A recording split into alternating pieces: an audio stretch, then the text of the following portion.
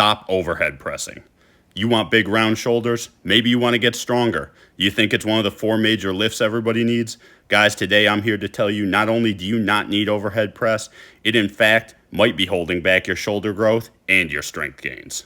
Welcome to the American Iron Training Gym. Whether you have a home gym this extensive, just some dumbbells in your living room, or you're hitting a commercial gym, I have the no BS fitness information you need to reach your goals. I'm Keith Daniels, certified personal trainer, 20 years experience, lifetime natural lifter. This is American Iron Training. Hi everybody, welcome to the channel. If you're new here, go ahead and click that subscribe button down in the corner. If you're returning, welcome back. Today we're going to talk about the overhead press, and we're going to break it down into 5 parts. We're going to talk about aesthetics, strength, whether or not you actually need it, you don't, what you should be doing instead of shoulder pressing, and my final thoughts to tie everything we're going to talk about together. All right, guys, now when we're talking about aesthetics, it's a totally individual decision. How you want to sculpt your body and how you want your shoulders to look is completely up to you. So the first step is to analyze, what do your shoulders look like and what do you want them to look like? So go look in the mirror and look at your delts and decide, do you want more front delt? Do you need more rear, more side? Do you want them all to be even, etc.? You have to decide how you want your shoulders to look. Now, as you can see here, this is my shoulder, front, middle, and rear delts. Now, I'm just going to use my shoulder and my preferences on aesthetics for this example. I wanted my delts to be even, relatively front, middle, and rear were all symmetrical. And I think that I've done a pretty good job of that. Now, a lot of times what I'll see is people overdeveloping their front delts. It's because number one, they're not analyzing what they look like in the mirror. Or number two, they might be doing it because of their training split without even realizing it. Working with a body part split where you're training each body part individually per day, or what's commonly referred to as a bro split, you may be hitting your front delt a lot more than you think, because any pressing movement is going to hit the front delt. So if you have a chest day where you're benching, you're incline pressing, you're flat pressing, you're hitting the front delt. Then you may have another day, which is an arm day. You might be doing something like close grip bench press or dips to hit your triceps, but those movements are also hitting the front delt. Then you throw in a shoulder day where you're doing direct overhead pressing and you're now hitting the front delt really hard with heavy compound movements 3 times a week. What happens from there is going to be determined a lot by genetics. Now, if you have good genetics for your front delts and you're hitting them with heavy compounds 3 times a week, your front delts may just grow really fast in relation to your rear and side delts, and it may overpower them. If you have bad genetics, the category I fell into, you're going to start sustaining a ton of injuries because your front delts are getting worked way more than they can recover from. And if you are sustaining consistent shoulder injuries, dialing back your shoulder press or analyzing your program to make sure that you're not hitting your front delts too much might be the first step. Part number 2, we're talking about strength. Now, the first thing I want to touch on is mind-muscle connection. Now, as we go through daily life, we're constantly utilizing our shoulders. We're reaching up to grab things on shelves. We're doing things that are giving us that mind-muscle connection with our front delts. Now, if you've ever gone into the gym and tried to train your side or rear delts, you know that that is a mind-muscle connection that definitely takes some work to develop. So anytime we're training our shoulders with a compound movement like the overhead press, besides just the fact that the positioning is going to put the front delts in the place to do most of the work, we don't really have a strong mind-muscle connection with the other parts of our shoulders. And we know that any muscle that we don't have a good mind-muscle connection with is going to get a lot less work overall. So that's why we need to make sure that we're not just training the overhead press as the primary developer for our entire shoulder. The second part I want to touch on is strength relative to the bench press. People are always saying that the overhead press is a great movement to build your bench press. But is it really? The overhead press primarily targets the front delts. The secondary movers are the triceps and the upper chest. Now, if we're bench pressing, the primary mover is going to be the middle of our chest, with our triceps and our front delts being secondary movers. So, if we really want to drive up our bench press, Is developing our front delts really the way to do it? No, a much better way to do it is going to be to stick to more specific exercises. A flat dumbbell press, for example, would target the middle of the chest with secondaries as the triceps and the front delts. That's going to be much more specific to bench press and is going to give you much greater returns. So guys, make sure you're not wasting your time on overhead press, which is just going to develop your front delts, which is really a very small part of your bench. Part number 3, do you need the overhead press? I constantly hear people say, yes, you have to overhead press. Why? Because it's one of the big movement patterns.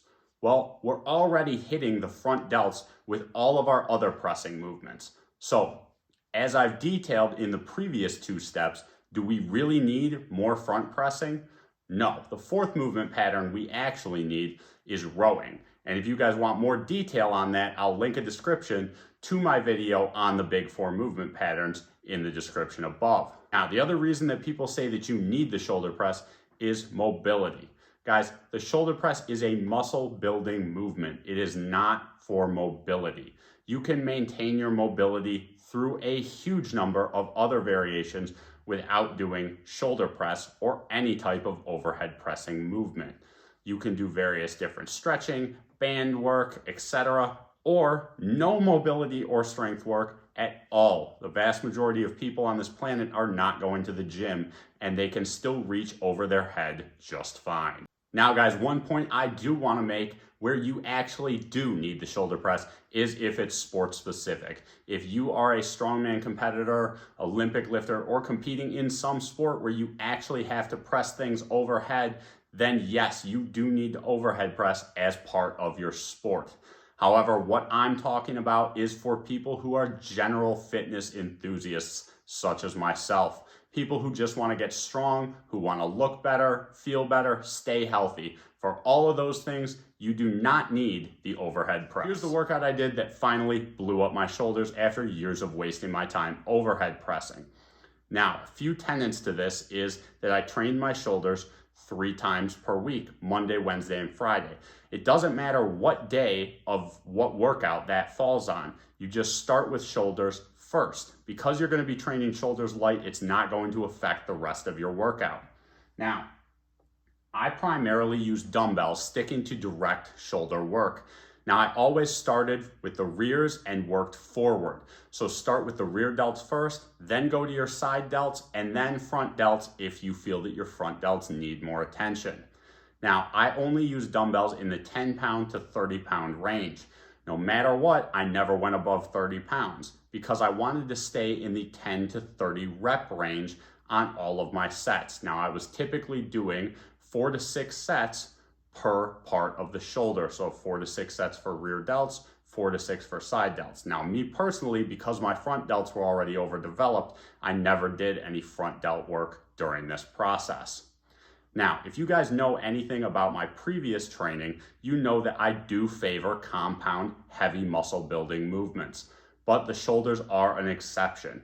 The shoulders are our most mobile joint, they're our most fragile joint, and because they're surrounded by a lot of larger muscles like the traps, the back, and other muscles that just like to take over the movements when we go heavy, the only way to really grow the shoulders is to focus on mind-muscle connection, getting a huge pump, and working the shoulders frequently, just constantly giving them that stimulus to grow by having that mind-muscle connection and pumping them with blood. This is best done in high rep ranges. So make sure that you're hitting the shoulders frequently, you're hitting them light, and you're getting a huge pump. And make sure that above all else, you are feeling it in the muscle that you're targeting. If you're doing rear delt flies and you don't feel anything in your rear delts, drop the weight, up the reps until you have that mind-muscle connection and you can really feel your rear delts. Now, I just want to throw out one tip when it comes to rear delt training. One of the best things that I found is when you're doing rear delts, instead of doing them this traditional way where everybody does their rear delt flies, go ahead and take an incline bench and lean your head up against it. This instantaneously makes you very aware of how much you're swinging during the movement. Even with very light dumbbells, you're going to feel that your forehead wants to come off of that bench. By solidifying your forehead to that bench and pressing into it, you're gonna eliminate any swinging, and it's gonna make it a whole lot easier to feel your rear delts. Here's my final thoughts on the overhead press. Now, the overhead press is not a bad movement. It's not a dangerous movement when done correctly. But what I wanted to do with this video is give you guys some things to think about, to analyze your training and to decide whether or not this is actually a movement that you need in your training. And the key word there is need, because I see so many people that think that there is a movement out there that they need or they have to do and that it's mandatory. There is no movement that's mandatory or that's necessary if it doesn't help you reach your goals. Just remember that Lee Labrada built huge legs without ever squatting. Jay Cutler hated the bench press and did dumbbell presses instead. So there is no specific movement that you absolutely have to do. Just make sure that whatever movement you're doing, overhead press or otherwise, that it fits the goals that you have. I hope you found this video helpful, entertaining, and that it helps you reach your goals. Guys, if you did, go ahead and give this video a like. Make sure you subscribe to the channel and check out AmericanIronTraining.com for workout programs and apparel. I appreciate everybody's support. Thanks, guys.